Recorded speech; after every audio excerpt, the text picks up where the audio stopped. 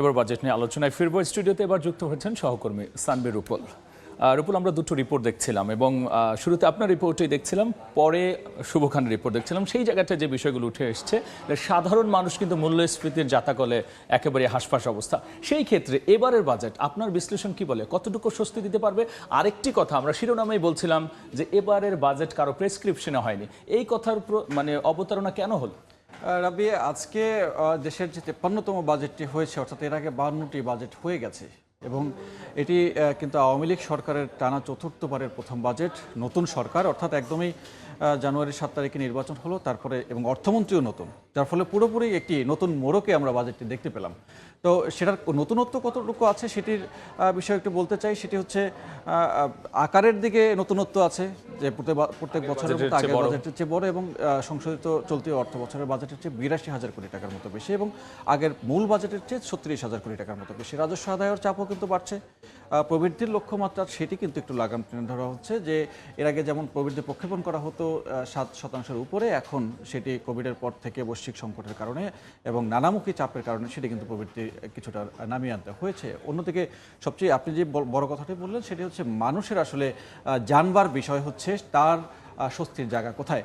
সেক্ষেত্রে দেখা যাচ্ছে যে ভোগ্যপণ্যর জায়গাগুলোতে সরকার স্বস্তি দেওয়ার জন্য বেশ খাদ্যপণ্য জায়গাগুলোতে কর হার হ্রাস করা, যার ফলে এর কিন্তু একটি প্রভাব বাজারে পড়াটাই আসলে খুবই স্বাভাবিক এবং যদি না পড়ে তাহলে সেক্ষেত্রে আসলে সরকার হয়তো অন্যভাবে ভাবতে পারে। বলছিলেন যে নতুন সরকারের জাস্ট কয়েক মাস পরেই নতুন বাজেট, সেক্ষেত্রে এই সরকারের তো নির্বাচন ইশতেহার ছিল মূল্যস্ফীতি নিয়ন্ত্রণ এবং তাদের 1 নম্বর ইশতেহার ছিল, সেক্ষেত্রে নতুন বাজেটে তার একটা ইঙ্গিত দেখা যাচ্ছে। কিন্তু এই মুহূর্তে আপনি যদি দেখেন যে 10% কাছাকাছি মূল্যস্ফীতি, সেখান থেকে তারা বলছে যে আগামী 1 বছরের মধ্যে তারা এটি 6.5%-এর মধ্যে রাখতে চাচ্ছেন তারা। কিন্তু আসলে কতটুকু আদৌ বাস্তবতায় সম্ভব সেটি হয়তো দেখতে আরো আমাদের সময় লাগবে। তবে আমি যদি একটু আলোচনায় আসি, যে আমি বলছিলাম যে কারো প্রেসক্রিপশনে এবারের বাজেট আসেনি। অর্থনীতি বিশ্লেষকরা নানা সময় বলেন যে বাংলাদেশ অন্যান্য যে আন্তর্জাতিক সংস্থা সেগুলোর চাপে আছে, তাদের প্রেসক্রিপশনে নানা পলিসি করছে। এবারে এই যে সংসদ থেকে যে বক্তব্য আসলো যে কারো প্রেসক্রিপশনে বাজেট করা হয়নি। হ্যাঁ, আপনি যদি দেখে থাকেন যে 1972 সালে বাজেট হয়েছিল 786 অর্থাৎ 786 কোটি টাকার, সেখান থেকে আজকে এই 7,97,000 কোটি টাকার বাজেট। এই বড় বাজেটের শুরুর দিক থেকে আমাদের কিন্তু আসলেই একদম কিছুই ছিল না, সেখান থেকে আমরা এখন এত বড় একটা বাজেট দিচ্ছি।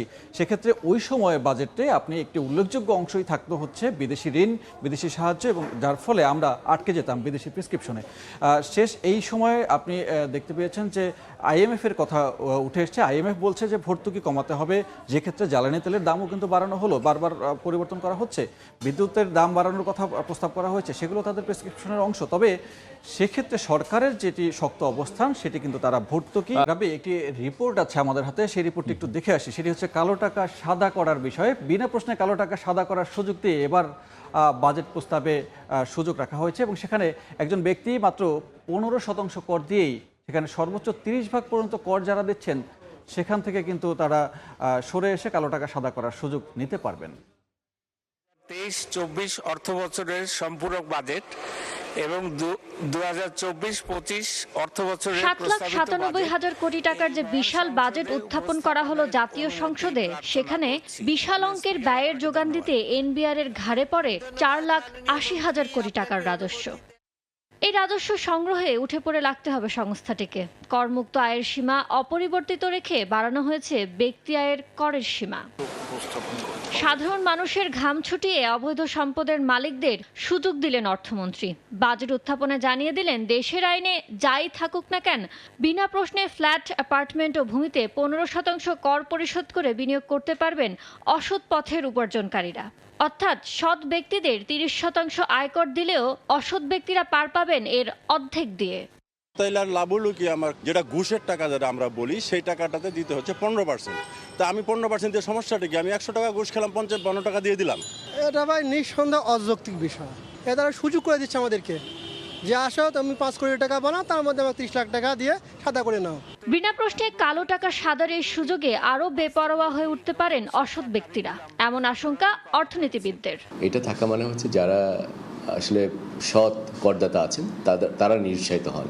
এর আগে 2020-21 অর্থ বছরে 10% কর দিয়ে 20,500 কোটি টাকা বৈধ করা হয়। সে বছর সর্বোচ্চ পরিমাণ কালো টাকা সাদা করায় 2,064 কোটি টাকা রাজস্ব পায় এনবিআর। 2 বছর বিরতি দিয়ে আবারও সেই সুযোগ দিল সরকার। তাতে দেখার বিষয় কত টাকা রাজস্ব পায় এনবিআর। ইয়ানুর শিফাত, সময় সংবাদ, ঢাকা।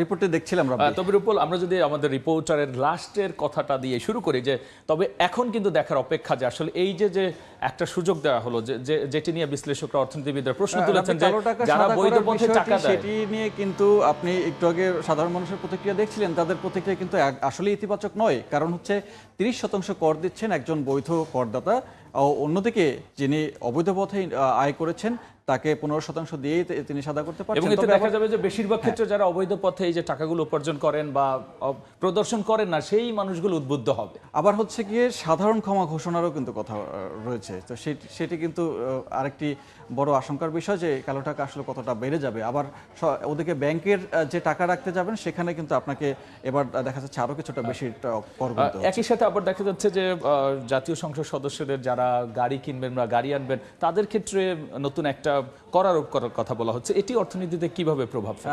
এটি হচ্ছে একজন সাধারণ মানুষ যখন খুবই বাজে অবস্থার মধ্যে থেকে ঝুলে ঝুলে বাসে যান, তখন তিনি হয়তো ভাবেন পাশের যে গাড়িটি সরকারি কর্মকর্তা নিয়ে যাচ্ছেন এসি চালিয়ে, তিনি কোনো কর ছাড়াই এই গাড়িটি বহন করছেন। কিন্তু এবার সেই সুযোগ থাকছে না। অর্থাৎ এটি কিন্তু একটি ইতিবাচক দিক যে 25% কর দিয়ে এখন সরকারি কর্মকর্তাদের গাড়ি আনতে হবে। সেক্ষেত্রে যে সামগ্রিকভাবে যেই মানুষগুলো আসলে মৌলিক চাহিদা, যেই দ্রব্যগুলো অতি প্রয়োজনীয় ব্যবহার্য, চাল, গম, সেই জায়গায় উৎসে কর, আবার কালো টাকা সাদা করা, তারপর আবার এই যে সংসদ সদস্যদের গাড়ির উপর কর আরোপ, এই সব মিলে আপনি যদি সামগ্রিকভাবে বিশ্লেষণ করেন, বাজেটটি আসলে বলা চলে যে সব দিকে একটি ব্যালেন্স করার চেষ্টা করা হয়েছে, কিন্তু কতটুকু ব্যালেন্স করা যাবে সেটি আসলে পূর্ণমূল্য কতটা। প্রত্যেকবার যেই জায়গাটা গিয়ে আমরা আলোচনা শেষ করি যে অনেক বরাদ্দ দেওয়া হয় কিন্তু বাস্তবায়ন করা হয় না, এবং সেই বাস্তবায়ন করার ক্ষেত্রে সঠিকভাবে বাস্তবায়নের প্রশ্ন কিন্তু আসে। সেই প্রসঙ্গটি আমি আজকের আমার প্রতিবেদনের শেষেও আপনি দেখে থাকবেন যে আসলে কোয়ালিটি বাজেট বাস্তবায়নটা হচ্ছে চ্যালেঞ্জ, এবং কোয়ালিটি বাস্তবায়ন এবং না দেখা করা যায় গেলে অনেক মন্ত্রণালয়ে কিন্তু টাকা আছে কিন্তু শেষ সময় তারা খরচ কোয়ালিটি করতে পারে না। বাস্তবায়ন এনশিওর না করা গেলে আসলে জনগণের সুফল এত বড় বাজেটে কখনোই সম্ভব হবে না। সেটা বাজেট যত আকার বাড়বে তারপরেও এটি সম্ভব নয়। রূপুল, আপনাকে অসংখ্য ধন্যবাদ এই আলোচনায় যুক্ত হয়ে বিস্তারিত তথ্য তুলে ধরার জন্য। ধন্যবাদ রাব্বি। বাজেট আলোচনা নিয়ে যুক্ত হয়েছিলেন সহকর্মী সানভীর রূপল।